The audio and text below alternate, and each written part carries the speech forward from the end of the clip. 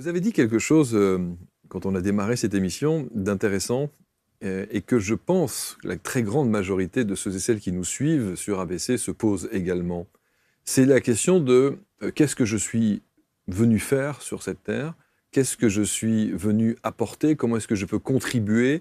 Qu'est-ce que je peux... Vous vous êtes posé ces questions à un moment existentiel de votre vie?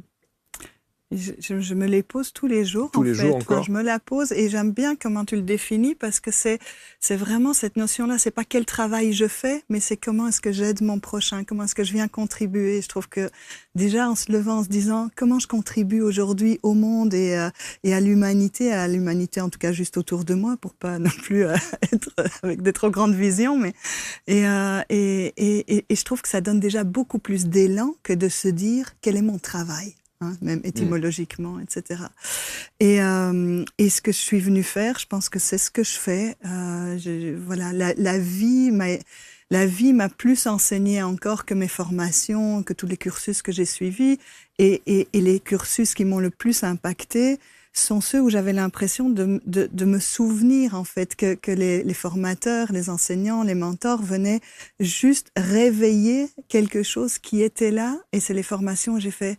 Ah, je me souviens, c'est comme si je me souviens de ça, j'ai ça en moi. Et donc, je pense que c'est, enfin voilà, j'ai beaucoup de gratitude pour ça, parce que je pense qu'on vient tous avec ce quelque chose, et que quand on rencontre les bonnes personnes qui peuvent venir juste réveiller, allumer la petite flamme, ben, elle peut briller de l'intérieur. Ce sont ces rencontres qui ont fait la différence? Parce que le point de bascule, on se le demande toujours. C'est-à-dire que, honnêtement, je connais beaucoup de gens qui se posent ces questions-là ou qui sont habités par ce genre de questions sans jamais trouver la réponse, ou qui se perdent parfois dans des élucubrations ou dans des recherches. Voilà. Et on n'arrive jamais, ou enfin certains n'arrivent jamais à s'orienter vers quelque chose qui les nourrit et qui leur permet de pouvoir répondre à ces questions existentielles.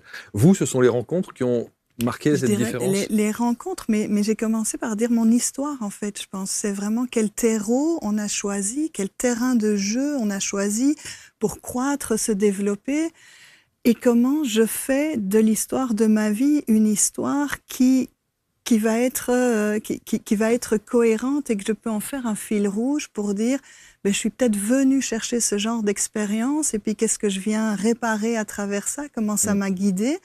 Et comment après je peux effectivement partager ça avec mon prochain. Mais je pense que c'est une histoire de résilience aussi, c'est-à-dire c'est de se mettre en accord avec sa propre vie plutôt que de chercher à l'extérieur qu'est-ce qui m'anime ou qu'est-ce qui va me driver. Et puis il y a la notion de la joie. Est-ce que ce que je fais me procure de la joie? Est-ce que je me sens touchée par un état de grâce quand j'accompagne les gens? Est-ce que je suis inspirée? Et je pense que c'est ces éléments-là, l'inspiration, l'état de grâce, la joie, qui vont sans doute pouvoir dire, bah là, je pense que tu es sur le bon chemin.